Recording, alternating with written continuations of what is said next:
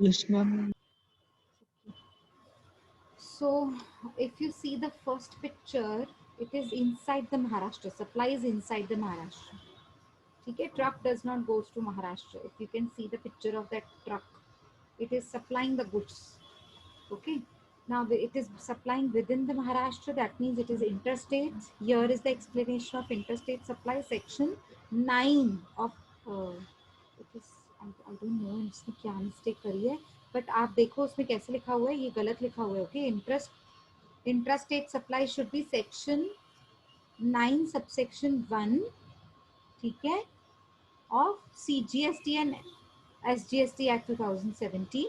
Okay, which says supply of goods and services shall be treated as intrastate. Intra means within the state supply, where the location of the supplier and the place of supply are in same state or in same union territory.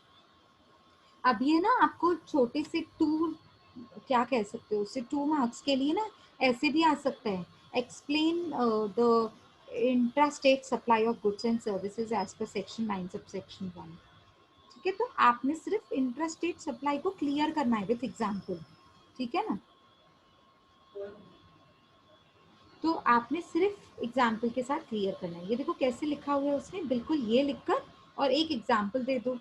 That supplier of Maharashtra supplies goods to the customer of Maharashtra. That means एक state के अंदर ही आपने supply किया है. और अब आ जाओ intra state में, तो आप एग्जाम्पल क्या लिखोगे, पहले ये स्टेटमेंट लिखेंगे, inter state supply section 5 of IGST act 2017. 5, हाँ 5. ठीक है, उसके बाद आप एक्सप्लेनेशन क्या दे सकते हो उसमें, supply of goods and services shall be treated as inter state. Inter मतलब between two states. Interstate supply where the location of the supplier मतलब Maharashtra and the place of supply मतलब Gujarat are in two different states, two different union territories, or maybe within the, I mean, maybe between state and union territory. That means एक state Maharashtra supply कर रहा है union territory को, दिल्ली को, तो है तो पर वो महाराष्ट्र से बाहर ना. आई बात समझ में, या दिल्ली सप्लाई कर रहा है, उल्टा इसका, union territory supplies goods to another state, पर वो है तो यूनियन टेरिटरी के दायरे से बाहर. जब वो यूनियन टेरिटरी की बाउंड्री से बाहर सप्लाई करता है अपनी यूनियन टेरिटरी, तो उससे IGST एप्लीकेबल होता है. मतलब सेक्शन 5 सबसेक्शन 1 से उसकी लेवी क्या होगी, उसकी लेवी IGST होगी. कौन सी टैक्स, चार्ज होगी. लेवी मतलब चार्ज, वही तो हम पढ़ रहे हैं, वो यही तो चैप्टर है हम जो पढ़ रहे हैं. लेवी मतलब चार्ज, तो कौन सी टैक्स चार्ज होगी, IGST. और जब IGST चार्ज होती है ना, तो समझने वाली बात है, लिखना नहीं पड़ता है CGST and IGST. No, never. IGST मतलब सिर्फ IGST 28%, 12%, 5%. अब वो सेंटर का काम है, सेंट्रल गवर्नमेंट का काम है कि वो कुछ प्रपोर्शन अपना टैक्स का निकाल कर स्टेट गवर्नमेंट तक पहुंचाए, उसी रेस्पेक्टिव स्टेट जहां से ये कुछ सप्लाई हुई थी, तो उससे तो मिलना चाहिए ना टैक्स. ओके, आगे बढ़ते हैं. ये समझा आपको सबको. हाँ, नीचे एक और स्टेटमेंट लिखा हुआ है, देखो एक ही पिक्चर में ना कितना सारा कुछ क्लियर हो गया. अब इसमें लास्ट स्टेटमेंट क्या लिखा हुआ है देखो, goods not subject to levy of GST. ऐसे कौन से गुड्स हैं जिनके ऊपर GST चार्ज नहीं होता, लेवी मतलब चार्ज नहीं होता. Alcoholic liquor for human consumption, ये एक ही तो प्रोडक्ट है जो GST के परव्यू में नहीं है अभी तक. ओके, ठीक है, चलो आगे बढ़ते हैं. Levy on petroleum products from notified date. देखो आप बोलोगे मैम पेट्रोलियम प्रोडक्ट्स पे भी तो नहीं लगता है, लेकिन उस पर तो नोटिफाइड डेट निकलनी बाकी है, बस ऐसे समझो. अभी तक नहीं लग रहा है, लेकिन जैसे ही नोटिफिकेशन आ गया ना, तब से GST एप्लीकेबल हो जाएगा पेट्रोलियम प्रोडक्ट्स पे. कौन से पेट्रोलियम प्रोडक्ट्स हमने डिस्कस किया था, आपको याद होगा, 5 प्रोडक्ट्स थे. Petroleum crude, high speed diesel, हाँ इधर लिखा भी हुआ है, petroleum crude, high speed diesel, petrol, natural gas, ATF. Petrol, natural gas, ATF. ATF is क्या था ये फुल फॉर्म इसका,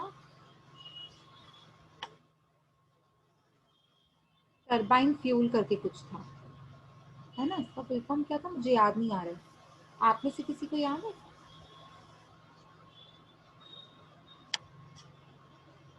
चलो ठीक है, देख लेंगे, वो हमारे पास लिखा हुआ है पहले भी। आगे देखो, हाँ इधर लिखा हुआ है ना aviation turbine fuel. Okay, turbine fuel मैंने आपको बताया ना, एविएशन टरबाइन फ्यूल, ठीक है ना? अब देखो ये ना पिक्चर आपको बता रहा है कि जीएसटी या जीएसटी के अलावा, क्या लिखा हुआ है, जीएसटी या फिर जीएसटी के अलावा भी कौन से प्रोडक्ट पे कौन सी टैक्स लेवी होती है, चार्ज होती है, वो बताइए। क्या बताया है? The type of levy existing और to be continued after GST.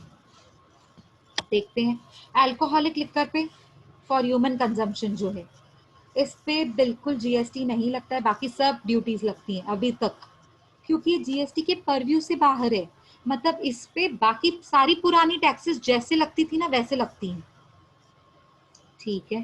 Petroleum products, जो भी 5 पेट्रोलियम प्रोडक्ट्स हमने पढ़े ना, उन पे जीएसटी अभी तो एप्लीकेबल नहीं है, लेकिन नोटिफिकेशन डेट आने से एप्लीकेबल हो सकते हैं। तो बाकी टैक्सेस अभी तक लग रही हैं। अच्छा, जब जीएसटी लगेगा ना तो फिर ये बंद हो जाएंगी, ठीक है ना? टोबैको एंड टोबैको प्रोडक्ट्स, उस पर जीएसटी भी लगता है और एक्साइज ड्यूटी भी लगता है, बाकी दोनों नहीं लगते हैं। अब क्यों जीएसटी के साथ साथ ईडी क्यों लगा रहे हैं ये लोग, आपको पता है क्यों लगा रहे हैं? क्योंकि टोबैको प्रोडक्ट्स है ना, डीमेरिट गुड्स में आता है ना, ये देखो, एक मिनट, ये देखो डीमेरिट गुड्स हमने देखा था ना इसमें, टोबैको एंड टोबैको प्रोडक्ट्स शायद लिखा हुआ था, हाँ ये देखो, इंक्लूडिंग टोबैको प्रोडक्ट्स, है ना? ठीक है ना? तो इस पे ना सिन टैक्सेस लगती है, देखो यहाँ पे लिखा हुआ है सिन टैक्सेस। सिन मतलब ज्यादा से ज्यादा टैक्स पे भी टैक्स लगाते हैं, एक और टैक्स लगाएंगे, फिर एक और टैक्स, क्यों ऐसा क्यों? क्योंकि इनको उनका कंजम्पशन बैन करना है ना, ज्यादा कंज्यूम नहीं करने चाहिए लोग, इसको कम करने चाहिए, इसकी एडवर्टाइजमेंट लोग ज्यादा ना करें, इसका कंजम्पशन लोग ज्यादा ना करें, इसके लिए कुछ डीमेरिट गुड्स बनाए गए, जिसमें से एक है टोबैको एंड टोबैको प्रोडक्ट्स।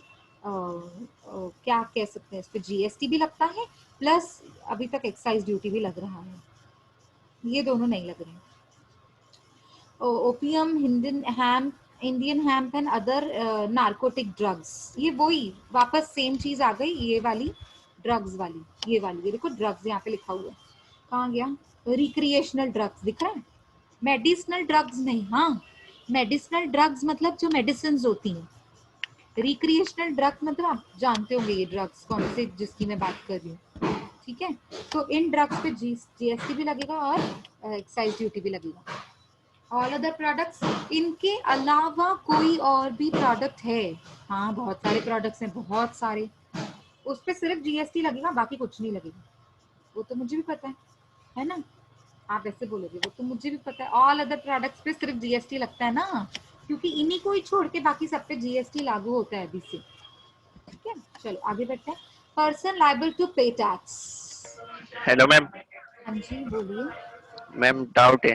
हाँ जी बोलिए। मैम गवर्नमेंट पेट्रोल पे अगर जीएसटी लगा देगी तो उनको टैक्स का बेनिफिट नहीं मिलेगा, तो क्यों जीएसटी लगाएंगे फिर उन पे? अभी तक नहीं डाला है ना नोटिफिकेशन, आप जो डाउट पूछ रहे हो ना वो डाउट में ही आपका आंसर है, नहीं मिलेगा ना उनको बेनिफिट, टैक्स बेनिफिट, तभी तो उन्होंने अभी तक एप्लीकेबल नहीं किया है ना, ये देखो जीएसटी नहीं लग रहा है और बाकी सारी टैक्सेस लग रही हैं, आई बात समझ में? अभी तक यस मैम। एप्लीकेबल नहीं किया है उन्होंने, ठीक है? आगे बढ़े, ठीक है? सारे डाउट्स क्लियर है यहाँ तक, और कुछ डाउट है तो पूछिए। क्लियर है तो आगे बढ़े, जल्दी बोलो फटाफट। Yes yes, ma'am. ओके, चलो बढ़िया। Person liable to pay tax, अब लेवी तो समझा हमने, लेवी का मतलब क्या होता है, चार्ज, आगे पढ़ेंगे हम डिटेल में, और भी लेवी है, ये तो मैंने जस्ट उसको थोड़ा इंटरेस्टिंग बनाने के लिए उसको थोड़ा पिक्चर वाइज दिखा दिया इमेजेस में, अभी तो बहुत कुछ है लेवी में पढ़ने के लिए। अब ओ माय गॉड, एक मिनट, हाँ just give me a minute, I need to plug in charger, otherwise switch off हो जाएगा। ओके, सो ये तो समझ लिया कि लेवी का मतलब क्या होता है, चार्ज करना होता है। पे कौन करेगा? चार्ज तो गवर्नमेंट कर लेगी, आईजीएसटी होगा तो इंटर स्टेट सप्लाई होगा, वो भी समझ गए, ठीक है। और एसजीएसटी और सीजीएसटी मतलब इंट्रा स्टेट सप्लाई के टाइम पे सीजीएसटी और एसजीएसटी चार्ज होता है, लेवी होता है। But who will pay the tax? There are three categories which are divided into persons who will be liable to pay the tax. Forward charge mechanism जिसे कहते हैं FCM, एक reverse charge mechanism कहते हैं जिसे कहते हैं RCM, और एक को कहते हैं इको, मतलब economic sorry electronic commerce operator, sorry economic नहीं है वो, इलेक्ट्रॉनिक कॉमर्स ऑपरेटर। तो फॉरवर्ड चार्ज मैकेनिज्म क्या होता है? ये तो बहुत सिंपल है, ये मैंने वर्ड कभी नहीं बताया, पर इसका प्रोसेस मैंने हमेशा से बताया हुआ है। अब आपको मैंने कल जो जो हमने चैप्टर पूरा किया ना, उसमें मैंने एक आपको चार्ट बताया था। उस चार्ट में मैंने आपको बताया था नहीं, डेफिनेशंस का जो पीपीटी है ना, उसमें लास्ट स्लाइड, उसमें मैंने आपको बताया था कि एक है ना नॉर्मल पेमेंट प्रोसेस, एक होता है रिवर्स चार्ज मैकेनिज्म प्रोसेस, है ना, बताया था आपको, याद है वो चार्ट था। उस चार्ट में जो नॉर्मल वाला था, वो मैं ना चैट बॉक्स में अभी देख रही हूँ, वो बॉलीवुड में जो ड्रग्स वाला केस चलता है, हाँ वही वही हर्ष ने लिखा है। ओके ठीक है। हाँ, तो रिवर्स चार्ज में जो चार्ट बना हुआ था वो भी आपको याद होगा, ठीक है। उन दोनों की बात करेंगे।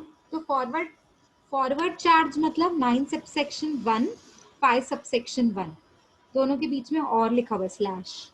9 कभी लगेगा? सीजीएसटी और एसजीएसटी में, अगर शॉर्ट में बोलूँ तो इंट्रा।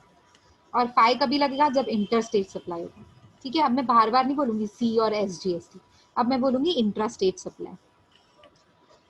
तो यहाँ पे फॉरवर्ड चार्ज, जो फॉरवर्ड चार्ज है ना, वो लिखा हुआ है सेक्शन 9 सबसेक्शन 1 और 5 सबसेक्शन 1 में लिखा हुआ है, जब फॉरवर्ड चार्ज मैकेनिज्म होगा तो टैक्स कौन भरेगा? सप्लायर। सप्लायर भरेगा ना, जो सप्लाई कर रहा है वही तो भरेगा टैक्स गवर्नमेंट को, और कौन भरेगा? उसे ही तो कहते हैं forward charge. Taxable person making intra state supply और inter state supply. taxable person making supply matlab he will be a supplier, and that person will be liable to pay the tax according to section 222 और 27। अब ये 22 और 27 में क्या है ma'am? ये आपका ना नेक्स्ट टू नेक्स्ट चैप्टर है। हम इसके बाद है ना सप्लाई के बारे में सीखेंगे, उसके बाद रजिस्ट्रेशन सीखेंगे। तो जब मैं रजिस्ट्रेशन सिखाऊंगी ना, तब मैं बताऊंगी ये सेक्शन 22 क्या होता है। अभी के लिए मैं आपको शॉर्ट में बता दूं, इसे कहते हैं कंपल्सरी रजिस्ट्रेशन। सेक्शन 22 और 24 ये दोनों किसके हैं? या तो कंपल्सरी रजिस्ट्रेशन या तो वॉलेंट्री रजिस्ट्रेशन। सेक्शन 22 24 इसके बारे में बात करते हैं। ये कंपल्सरी और वॉलेंट्री रजिस्ट्रेशन क्या है मैम? हमने शॉर्ट में इसको समझा है। थ्रेशोल्ड लिमिट 40 lakhs 20 lakhs और सर्विसेज के लिए 20 lakhs 10 lakhs, बस ये वही तो है रजिस्ट्रेशन, ठीक है। Applicable with certain limits and conditions, वो कंडीशंस हम रजिस्ट्रेशन के चैप्टर में करेंगे, ठीक है ना। तो फॉरवर्ड चार्ज मैकेनिज्म क्या होता है? जब जो सप्लाई कर रहा है, person who supply goods and services will be liable to pay the tax. Reverse charge mechanism का सेक्शन क्या बना हुआ है? अगर मैं इंट्रा बोलूं तो 9 सबसेक्शन 3 एंड 9 सबसेक्शन 4, ठीक है। और अगर मैं बात करूं इंटर स्टेट की, तो 5 सबसेक्शन 3 एंड 5 सबसेक्शन 4। तो ये किसके बारे में बात करते हैं ये sections and subsections? Reverse charge. Reverse charge में कौन टैक्स भरता है? देखो लिखा हुआ है क्लियरली सब कुछ चार्ट में, रेसिपिएंट। यहाँ पे हेडिंग क्या लिखी हुई है? Person who is liable to pay the tax. Who is liable? Recipient is the person who will be liable to pay the tax. यहाँ पे person who is making the supply मतलब supplier, ठीक है ना। और यहाँ पे कौन है? ये इको। मैं ना रिवर्स चार्ज मैकेनिज्म आपको कल समझा चुकी हूँ, जिन्होंने लेक्चर अटेंड नहीं किया उनको पता नहीं होगा ये रिवर्स चार्ज क्या होता है। तो वो आप तो सारे ना वो देखो, रिकॉर्डिंग देखो कल वाली, कल के लेक्चर की, तब आपको समझेगा आरसीएम क्या होता है, ठीक है। अब फिर से मैं पूरा एक्सप्लेन करते नहीं बैठ सकती, ठीक है। अभी इको, इको का सेकंड सप्लायर टैक्स भरता है। हाँ जी, सेकंड सप्लायर नहीं, second second supplier, supplier GST पे करता है ना मैम। सेकंड सप्लायर नहीं कह सकते उसको, उसको रेसिपिएंट बोलते हैं, सेकंड सप्लायर नहीं बोलते हैं। हाँ रेसिपिएंट रेसिपिएंट। हाँ रेसिपिएंट बोला जाता है उसको, आप नहीं बोल सकते उसको सेकंड सप्लायर, है ना। आपको क्या पता कि वो सप्लाई करेगा कि नहीं करेगा, उसी फॉर्म में सप्लाई करेगा कि नहीं करेगा, है ना। आप नहीं कह सकते वो, आपने कहना है उसने गुड्स रिसीव किए, ही इज रेसिपिएंट। ओके, चलो आगे बढ़ते हैं। इको, इको मतलब इलेक्ट्रॉनिक कॉमर्स ऑपरेटर। ये भी मैं कल डिटेल में एक्सप्लेन कर चुकी हूँ, कल या उसके पहले वाले लेक्चर में, आई डोंट रिमेम्बर, बट मुझे पता है मैंने ये क्लियर किया है डेफिनेशंस में। देखो डेफिनेशंस उतने इंपॉर्टेंट हैं, क्योंकि अगर डेफिनेशंस पे समझा ही नहीं है रेसिपिएंट क्या होता है, आरसीएम क्या होता है, इको क्या होता है, तो फिर आपको अभी समझने में दिक्कत होगी। आपने अगर सोचा होगा ना मैम डेफिनेशन ही पढ़ा रहे हैं, बोरिंग चैप्टर होगा, छोड़ देते हैं, तो इट्स योर लॉस। तो मैं आपको बता चुकी हूँ इको क्या होता है, सेक्शन में बता रही हूँ अभी 9 सबसेक्शन 5 होगा, तो क्या कह सकते हैं उसको, इंटरस्टेट। ओके, इंटरस्टेट में इको, इको ने कस्टमर्स को with in the state supply किया, और इको ने अगर आउटसाइड द स्टेट के कस्टमर को सप्लाई किया है तो 5 सबसेक्शन 5 लगेगा, इंटरस्टेट जिसे कहते हैं। ठीक है, तो ECO will be liable to pay the tax, ECO के केस में, इको के केस में ECO will be liable to pay the tax, देखो यहाँ पे लिखा हुआ है। ठीक है, ओके, नाउ फाइनली हम चैप्टर एक्चुअली अभी से शुरू करें, आपको पता है। So be ready for the chapter. अभी तक हम ओवरव्यू ले रहे थे चैप्टर का, इस चैप्टर में है क्या क्या। ठीक है, now levy and collection as per CGST है, तो पहले सीजीएसटी को देख लेते हैं। ठीक है ना, अब सीजीएसटी का सेक्शन कौन सा, 9 सबसेक्शन 1 बोलता है there shall be levied a tax called CGST. कब लगेगी ये सीजीएसटी, इंट्रा स्टेट सप्लाईज पे, एक्सेप्ट, सारे intra state supplies of goods and services और both except one, alcoholic liquor for human consumption, उस पे सीजीएसटी इंट्रा स्टेट होगा तो नहीं लगेगा। आई नो इंटर स्टेट होगा तो भी नहीं लगेगा, पर अभी तो हम इंट्रा स्टेट की बात कर रहे हैं ना। ठीक है ना, अच्छा, ये जो सीजीएसटी लगेगा, पता चल गया मुझे इंट्रा स्टेट पे लगेगा, कौन से वैल्यू पे लगेगा, जितने के गुड्स के और सर्विसेज की वैल्यू होगी। देखो वही लिखा हुआ है next point, on the value determined under section 15। अब ये जो वैल्यू है ना, इसका पूरा एक चैप्टर है, आपको हर एक चीज का पूरा चैप्टर है, place of supply, value of supply and time of supply. तो जो ये 3 चैप्टर्स है ना, उसमें से एक चैप्टर है पूरा वैल्यू ऑफ सप्लाई सेक्शन 15 का, उसमें हम पढ़ने वाले हैं सारा। ठीक है ना, तो यहाँ पे उसने सिर्फ शॉर्ट में बताया है कि कौन सी वैल्यू पे सीजीएसटी लगेगा, वो वैल्यू पे जो सेक्शन 15 में डिटरमाइन की गई है।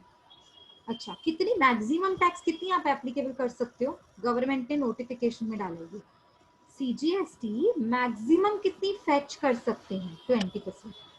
अभी तक का नोटिफिकेशन यही है, it can be changed by the GST council. ठीक है ना, अगर चेंज करना होगा तो जीएसटी काउंसिल में कमेटी बिठाई जाती है, उनके रिकमेंडेशन की हेल्प से चेंज किया जाता है। ठीक है ना, ये आपको पता है, मैंने आपको ये लास्ट टाइम फर्स्ट चैप्टर में बताया था। At such rates, maximum 20% as may be notified by central government on the recommendation of GST Council. अच्छा, इसको कलेक्ट कैसे करेंगे, जैसे प्रिस्क्राइब है सीजीएसटी, तो जैसे कलेक्ट होती है ना आपकी, हाफ सीजीएसटी हाफ एसजीएसटी, वही लिखा हुआ है देखो ब्रैकेट में, if GST is not exceeding 40% then it will be CGST 20 and SGST 20। यही तो प्रिस्क्राइब्ड फॉर्मेट है अभी तक, तो वही तो वो कह रहा है कि कलेक्ट कैसे करेंगे, in such a manner which is prescribed. क्या प्रेस्क्राइब्ड है, हाफ सीजीएसटी कलेक्ट करेगा, हाफ एसजीएसटी कलेक्ट करेगा, सर्टेन पर्टिकुलर स्टेट जहाँ से ये सप्लाई हुआ है। On all intra is very important word now. Please note down this word somewhere. On all intra-state supplies of goods and services. देखो जब हमारे पास बुक्स होते थे, फिजिकल बुक्स से पढ़ते थे, तब हम लोग बुक्स को बुक्स में पेंसिल से अंडरलाइन कर दिया या उसको स्टार मार्क लगा दिया, this word is very important. है ना, मैं यूजुअली वैसे करवा देती थी, बट अभी हमारे पास बुक नहीं है, तो आप इसको कैसे हाईलाइट करोगे? कलर दे दो या कुछ ऐसा दे दो अपने प्रेजेंटेशन में, आप अपने नोट्स में, ठीक है। अच्छा, ये किसके ऊपर लेवी होता है? शैल बी पेड बाय, कौन ये पे करता है? टैक्सेबल पर्सन, ठीक है। ये हमने अभी तक पहली पॉइंट पढ़ी है, ये देखो ए, ये अभी तक हमने पहली पॉइंट पढ़ी है, ठीक है। अब इसी लेवी में सेकंड पॉइंट क्या बोलता है, देखो section 9 sub section 2, section 9 sub section 1 में क्या था? सीजीएसटी इंट्रा स्टेट सप्लाई पे लगता है, without liquor, accept liquor.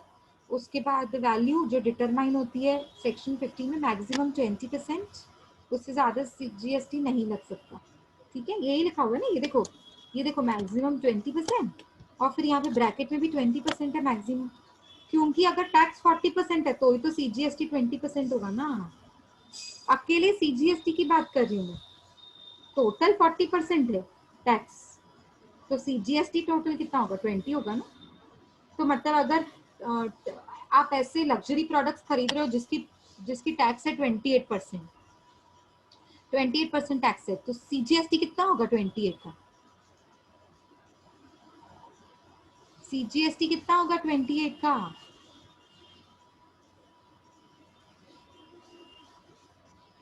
Yes, सुन भी रहे हैं आप लोग? क्वेश्चन क्या था मैम? देखो, अगर मैं बोल रही हूँ आपने कोई लग्जरी प्रोडक्ट खरीदा और मैं बता रही हूँ आपको उसकी टैक्स है 28%, तो सीजीएसटी और एसजीएसटी में कितना कितना टैक्स होगा? 14%. Yes, this is what I wanted. So 14% जो सीजीएसटी है ना, वो 20% से तो अंदर ही है, therefore it is written maximum 20%। कि किसी भी टैक्स में आप देखिए ना 5% में कितना होता है, बोलो? 5% के गुड्स में जो टैक्स लगती है ना 5% वाली, उसमें सीजीएसटी कितना होता है? 0.25, सॉरी 2.5, तो 20% से अंदर है ना वो। अच्छा, 12% में सीजीएसटी कितना होता है? 6, 20% के अंदर आता है। अच्छा, और 18% में कितना होता है सीजीएसटी का शेयर? Yes, very good, 9। और 28 में तो आप मुझे बता ही चुके हो 14। नेहा ने देखो चारों लिखे एक साथ, वेरी गुड नेहा, ठीक है। 2.5, 6, 9, 14। तो आप देखोगे अगर ये रेट सारे 20 के अंदर हैं, तो मैक्सिमम का मतलब यही तो होता है, मैक्सिमम 20 मतलब 20 से ज्यादा नहीं होना चाहिए, नीचे चलेगा, कम चलेगा, ज्यादा नहीं होना चाहिए, ठीक है ना। चलो आगे बढ़ते हैं। अच्छा, 9 सब सेक्शन 2 में क्या बोलता है? बोलता है सीजीएसटी जो एप्लीकेबल है ना, वो supply shall be levied with effect from such date as may be notified from the central government on the recommendation of GST council. कौन से गुड्स के सप्लाई के बारे में बात कर रहे हैं? कि जब नोटिफिकेशन निकालेंगे तब से जीएसटी एप्लीकेबल होगा, ऐसा बोल रहे हैं वो लोग।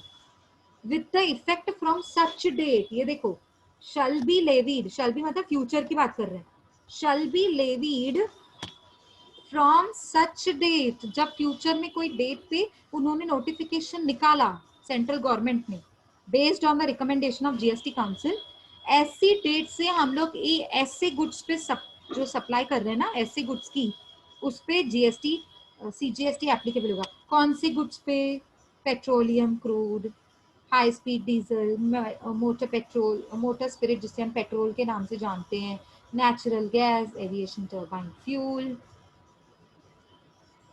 ये आपको पहले भी मैंने क्लियर किया, बस वो सेक्शन दिया हुआ है, सेक्शन 9 सबसेक्शन 2 में बताया है सीजीएसटी तभी से एप्लीकेबल होगा जब से नोटिफिकेशन आएगा। 9 सबसेक्शन 3 क्या बोलते हैं? Reverse charge mechanism. जब टैक्स कौन भरता है? रेसिपिएंट। ये देखो रेसिपिएंट, अच्छा रेसिपिएंट तो भरेगा, लेकिन कौन से ऐसे गुड्स पे? तो वो 9 सबसेक्शन 3 बताता है। बड़े ध्यान से सुनो, 9 सबसेक्शन 3 और 9 सबसेक्शन 4 दोनों में बच्चे कंफ्यूज हो जाते हैं और शॉर्ट नोट गलत लिख के आते हैं। शॉर्ट नोट आता है इस पे, कंपलसरी बता रही हूँ मैं, ऐसे समझ लो आता ही है शॉर्ट नोट इसका। Levy, levy of CGST, levy of IGST, आप ऐसे समझो इसका, इसमें से कोई तो एक शॉर्ट नोट पक्का होता है, इतना इंपॉर्टेंट है ये। और आपको शॉर्ट नोट में सब दिखाना है, 9 सबसेक्शन 1, 9 सबसेक्शन 2, 3, 4, 5 सब दिखाना है। तो 9 सबसेक्शन 3 और 4 में ना बच्चे कंफ्यूज होते हैं, बोलते हैं मैम दोनों तो पॉइंट सेम है, दोनों तो आरसीएम के बारे में बोलता है, रिवर्स चार्ज मैकेनिज्म, दोनों रिवर्स चार्ज मैकेनिज्म के बारे में बोलता है, लेकिन दोनों में फिर भी फर्क है। क्या फर्क है वो अभी हम देखेंगे। लास्ट ईयर के स्टूडेंट्स को ना मैंने इतना डिटेल में नहीं बताया था, तो उन्होंने डाउट पूछा था, तब मैंने उनको क्लियर किया था कि 9 सबसेक्शन 3 में क्या बोलता है कि रिवर्स चार्ज मैकेनिज्म रेसिपिएंट भरता है, ठीक है, कौन से गुड्स पे, नोटिफाइड गुड्स एंड सर्विसेज और बोथ, ठीक है, नोटिफाइड गुड्स, यहाँ पे हाईलाइट क्या किया 9 सबसेक्शन 3 में, लिस्ट ऑफ द गुड्स है, एक लिस्ट दी हुई है 9 सबसेक्शन 3 के अंदर में कि अगर आप सप्लायर हो और मैं रिसीवर हूं, आप मुझे 9 सबसेक्शन 3 के जो अंडर में लिस्ट आते हैं ऐसे गुड्स और सर्विसेज को सप्लाई करते हो आप मुझे, तो मुझे टैक्स भरनी पड़ेगी, मैं रेसिपिएंट हूं। तो अभी 9 सबसेक्शन 3 सबको समझा। यहाँ पे वर्ड क्या इंपॉर्टेंट है, notified goods and services under section 9 subsection 3। एक बार मीनिंग समझ ली ना, शॉर्ट नोट खुद भी बना सकते हैं। एग्जैक्ट वर्ड्स मुझे नहीं चाहिए, मुझे पता है आप स्टूडेंट्स हैं, हम टीचर्स भी एग्जैक्ट वर्ड्स नहीं लिख पाएंगे टू बी ट्रू, है ना। तो आई रियली अंडरस्टैंड कि आपने एग्जैक्ट वर्ड्स नहीं लिखे तो भी चलेगा, लेकिन मीनिंग सेम होनी चाहिए। तो वो मीनिंग जब सुनोगे लेक्चर्स तब समझेगा, ऐसे नहीं समझेगा। पढ़ने से तो दोनों सेम सेम लगते हैं, आप गूगल करिए दोनों पॉइंट सेम लगेंगी। अच्छा, फोर्थ पॉइंट देखो, 9 subsection 4 CGST on taxable goods on supply to be to registered supply from unregistered to be paid on reverse charge mechanism by, ये देखो reverse charge mechanism by recipient. Who will pay the tax? Recipient. In which case reverse charge mechanism.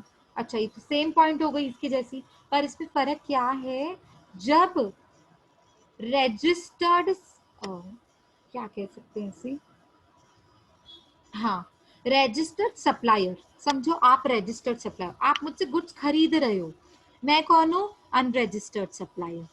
जब मैं अब ये मैंने ना आपको explain किया है डेफिनेशंस में, रजिस्टर्ड सप्लायर कौन होता है, अनरजिस्टर्ड सप्लायर कौन होता है, ये सब मैंने आपको कल वाले डेफिनेशंस में या फिर लास्ट लेक्चर में क्लियर किया था। तो जब आप रजिस्टर्ड सप्लायर मुझसे गुड्स खरीद रहे हो, परचेज कर रहे हो, आप कौन हो, रिसीवर। कौन से रिसीवर हो, रजिस्टर्ड सप्लायर, रजिस्टर्ड रिसीवर हो आप। और मैं कौन हूं, अनरजिस्टर्ड सप्लायर, आप मुझसे गुड्स खरीद रहे हो लेकिन मैं रजिस्टर्ड हूं और आप रजिस्टर्ड हो। तो जब अनरजिस्टर्ड सप्लायर रजिस्टर्ड डीलर को गुड्स सप्लाई करता है तो उस केस में रिवर्स चार्ज मैकेनिज्म एप्लीकेबल होता है, मतलब मुझे टैक्स नहीं भरनी है, आपको टैक्स भरनी है, उल्टा, रिवर्स, उल्टा। 9 सबसेक्शन 4 और 3 दोनों के बीच में फर्क समझा। Quick give me quick answers, जल्दी बताओ समझा कि नहीं, नहीं तो फिर से एक बार मैं रिपीट करने के लिए रेडी हूँ। यस मैम, रिपीट कीजिए ना। ओके, रिपीट करती हूँ। 9 सबसेक्शन 3 बात करता है आरसीएम के बारे में। आरसीएम कौन भरता है, रेसिपिएंट। 9 सबसेक्शन 4 किसके बारे में बात करता है, वो भी आरसीएम के बारे में। कौन भरता है, रेसिपिएंट। तो दोनों में फर्क क्या है, दोनों में सिर्फ एक ही फर्क है। 9 सबसेक्शन 3 बात करता है गुड्स के बारे में, कौन से गुड्स हैं, जब मैं आपको सप्लाई करूंगी तो टैक्स मैं नहीं भरूंगी, आप भरेंगे, गुड्स के बारे में बात करता है। स्पेसिफाइड बोलते हैं ना, स्पेसिफाइड गुड्स, ये कुछ गुड्स हैं जो अगर आपने सप्लाई किए तो आप नहीं भरोगे, आपका रेसिपिएंट टैक्स भरेगा रिवर्स चार्ज में। और 9 सबसेक्शन 4 बात करता है अगर रजिस्टर्ड सप्लायर ने अनरजिस्टर्ड डीलर को गुड्स बेचे तो जिसको बेचे है ना वो रेसिपिएंट है, वो टैक्स भरेगा। मतलब यहाँ पे 9 सबसेक्शन 4 में हाईलाइट क्या किया है, पर्सन्स को हाईलाइट किया, पर्सन्स, और 9 सबसेक्शन 3 में गुड्स को हाईलाइट किए। अब फर्क समझ में आया, अब तो मैंने और क्लियर बोल दिया, अब क्लियर है सबको। चलो जल्दी आंसर दो तो मैं आगे बढ़ूं। Yes ma'am. ओके, अब देखो ये चार्ट है ना, मैं फिर से निकाल रही हूँ।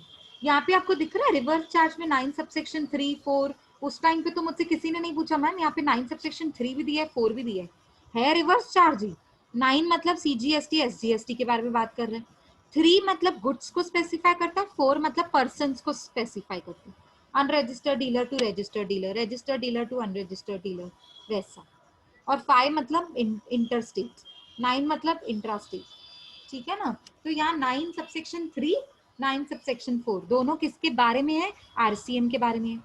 तो कंफ्यूज नहीं हो ना 9 सबसेक्शन 3 और 4 में, ये भी आरसीएम है, ये भी आरसीएम है, ये गुड्स के ऊपर है, ये पर्सन्स के ऊपर है। चलो आगे बढ़ते हैं। 9 सबसेक्शन 5 किसके बारे में बात करता है?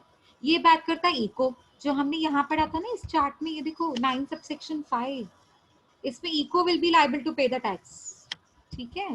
ये देखो यहाँ पे वही लिखा हुआ है, देखो देखो यहाँ पे वही लिखा हुआ है, ECO operator is liable to pay CGST on intrastate supply of goods and services, notified intrastate supply, ठीक है।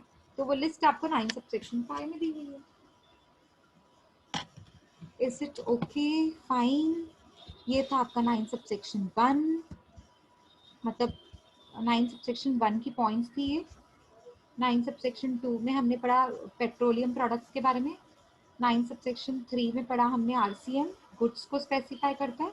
9 सबसेक्शन 4 में आरसीएम रजिस्टर अनरजिस्टर्ड डीलर को स्पेसिफाई करता है। और 9 सबसेक्शन 5 में इको, ठीक है। आगे बढ़े कि ब्रेक चाहिए? देखो मुझे और करवाना है, तो आपको ब्रेक चाहिए तो मुझे बता दो। एक साथ सब दिमाग में नहीं जाता है, मुझे पता है। अगर ब्रेक चाहिए तो प्लीज बता दो। नहीं चाहिए ना? आगे बढ़े? हाँ जी मैम। ओके जी, ठीक है। चलो, levy and collection of GST under CGST act 2017। वापस ये सेक्शन 9 के बारे में बात कर रहे हैं, बस उसने ना शॉर्ट में दिया हुआ है। देखो 9 सेक्शन 1 को रिपीट किया हुआ सारी पॉइंट्स को। आपको ना मैं 2 मिनट दे रही हूँ, कुछ इसमें नया दिख रहा है ना? ये देखो ये वाली पॉइंट और ये वाली पॉइंट पूरी सेम है, बस उसको एक अलग वे में रिप्रेजेंट किया है। So I'm giving you just a minute to read out whatever is given in this slide and let me know if you have any doubt.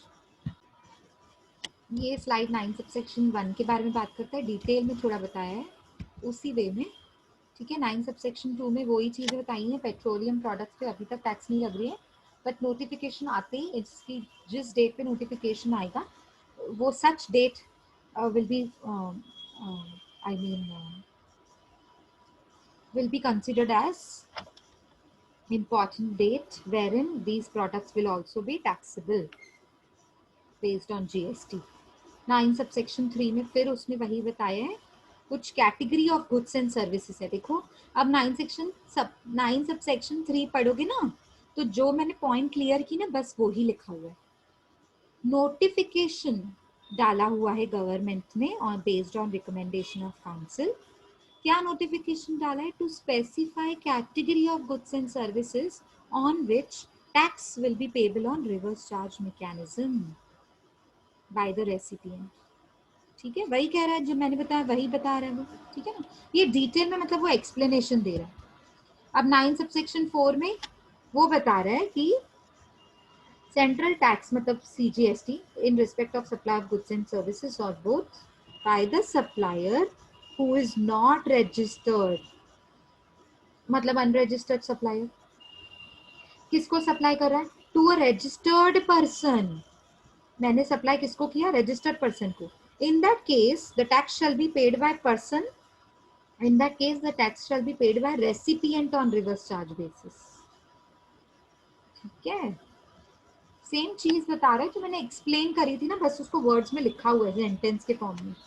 वहां पे सिर्फ पॉइंट लिखी हुई थी, ये देखो पॉइंट्स लिखी हुई है, यहाँ पे उसने एक्सप्लेन किया है एक एक point. Sorry, give me a minute.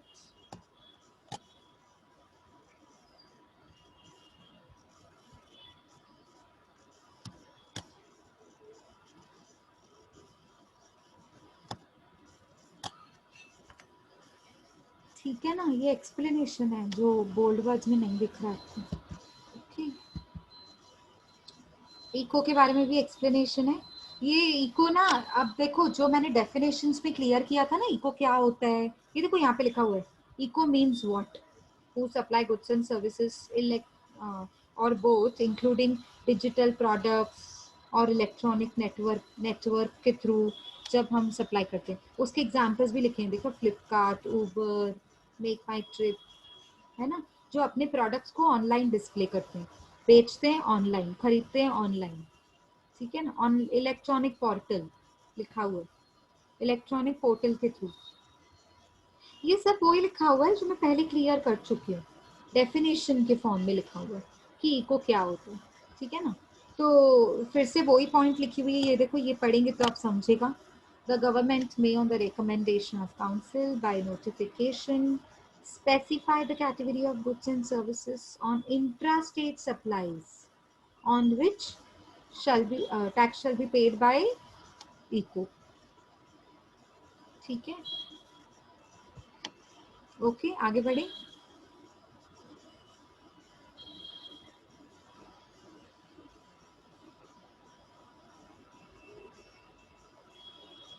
Read कीजिए, फिर आगे बढ़ते हैं।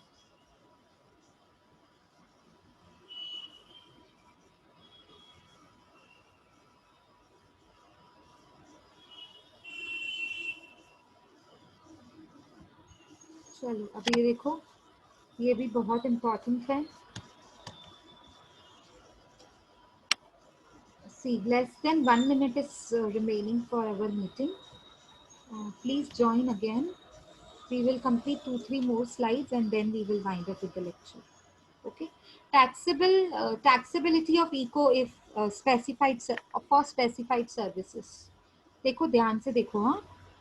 If eco is located in taxable territory, समझो अभी आपकी जो आप ना ऐसी एरिया में हो जो टैक्सेबल टेरिटरी है, ठीक है, तो person liable to pay the tax is ECO, ECO ही टैक्स भरेगा, ठीक है।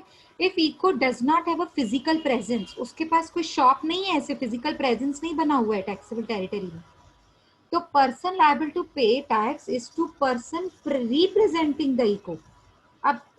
अब इको का सीईओ कौन है या इको का डायरेक्टर कौन है, वो रिप्रेजेंट कर रहा है ना इको को, तो वो टैक्स भरेगा इको के नाम पे। अच्छा, अगर इको आपका